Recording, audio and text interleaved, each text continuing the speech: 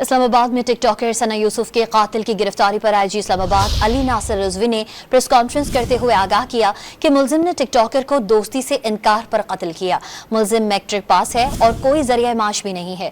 Record बचाने के लिए मुलजिम सना यूसुफ का मोबाइल फोन भी हमरा ले गया था।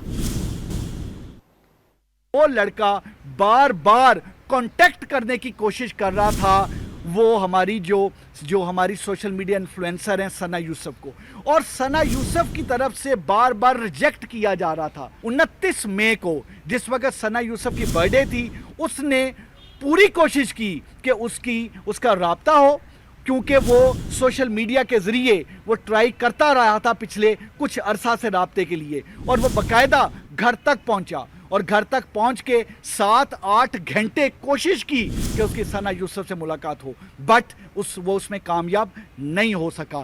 So it was rejection.